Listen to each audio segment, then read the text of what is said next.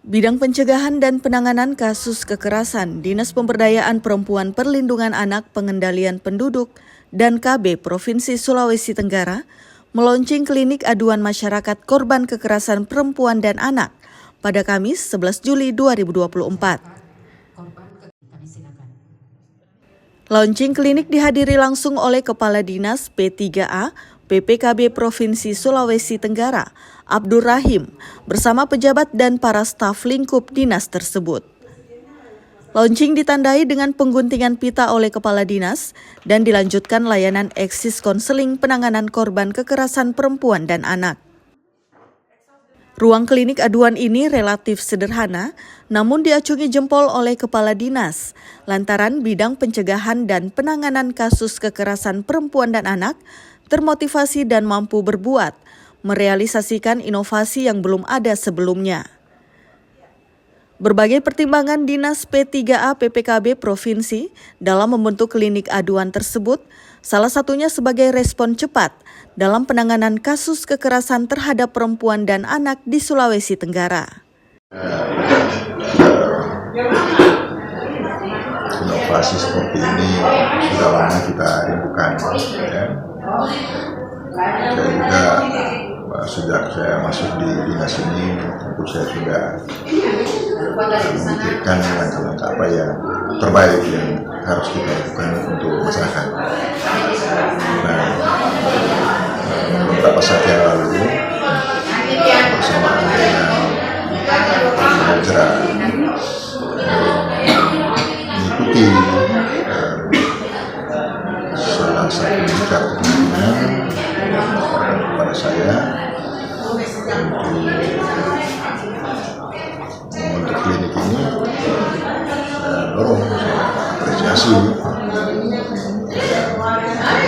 Ini ada langkah inovatif tidak pencegahan dan penanganan kekerasan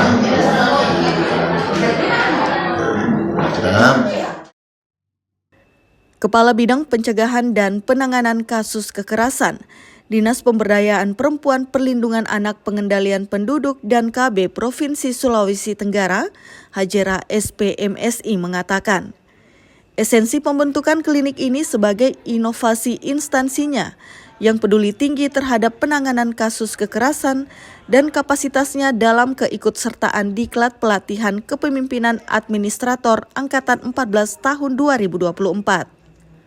Pembentukan klinik aduan ini juga sebagai inovasi dalam mengembangkan potensi diri menjalankan tugas dan fungsi sebagai Kabid Pencegahan Kekerasan, guna pencapaian tujuan organisasi, dan supaya tersedianya layanan informasi mengenai aspirasi serta keluhan, dan sebagai pendamping hukum bagi masyarakat yang terdampak kekerasan.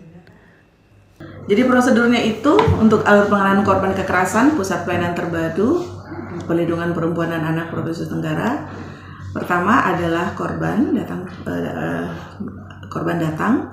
terus nanti kita berikan rujukan dengan datang langsung ataupun dalam. Jadi korban itu ada 3, ada rujukan, ada datang langsung, dan ada penjangkauan. Penjangkauan itu kita langsung menjangkau ke kabupatennya atau ke rumahnya, seperti begitu. Kalau untuk kasus kekerasan itu ada kekerasan fisik, psikis, penelantaran, kasus kekerasan seksual, dan eksploitasi.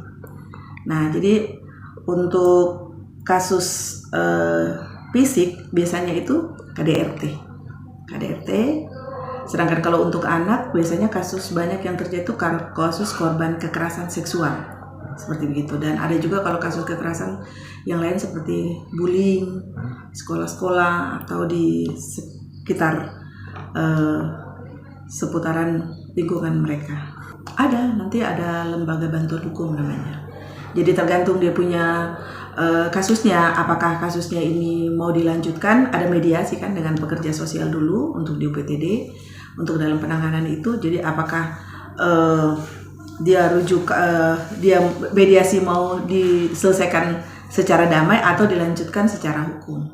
Launching klinik aduan juga dijelaskan mantan Kabag DPRD Provinsi Sulawesi Tenggara ini tetap pada komitmen pemerintah daerah dalam pembangunan pemberdayaan perempuan dan perlindungan anak yang mengacu pada Peraturan Daerah Nomor 4 Tahun 2021 tentang perlindungan perempuan dan anak korban kekerasan dan Peraturan Gubernur Nomor 27 Tahun 2017 tentang kedudukan, susunan organisasi, tugas dan fungsi, serta tata kerja unit pelaksanaan teknis Dinas Perlindungan Perempuan dan Anak.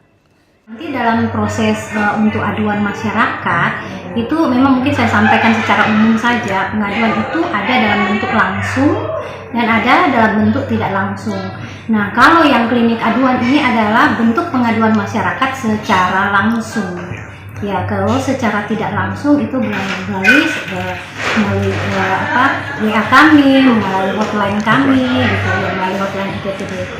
Bu, nanti yang di dalam Bu, siapa-siapa nanti ada tim psikologi, kemudian kalau untuk konseling itu ada yang diberikan layanan psikolog, kemudian layanan bantuan hukum, itu yang kami ya.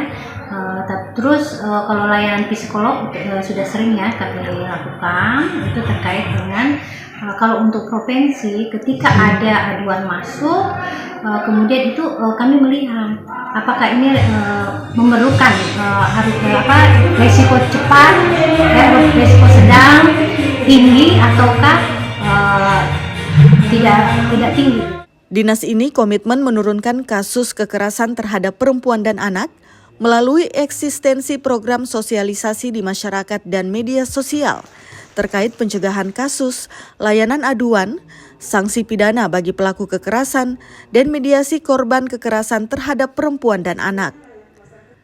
Sepanjang tahun 2023, tercatat ada 545 kasus kekerasan perempuan dan anak, masing-masing 216 kasus perempuan dewasa dan 329 kasus terhadap anak. Adanya klinik aduan ini memudahkan dan memberikan akses kepada masyarakat untuk berani mengaku atas tindak kekerasan, di mana hal ini turut membantu UPTD PPA dalam memberikan layanan yang lebih efektif. Secara umum, penanganan kasus kekerasan terhadap perempuan dan anak diperlukan kerjasama semua pihak dengan kolaborasi dan aksi sebagai tim untuk melindungi dan memberikan hak korban dan saksi, serta penegakan hukum bagi pelaku. Dari Kendari, Tim Liputan Sultra TV melaporkan.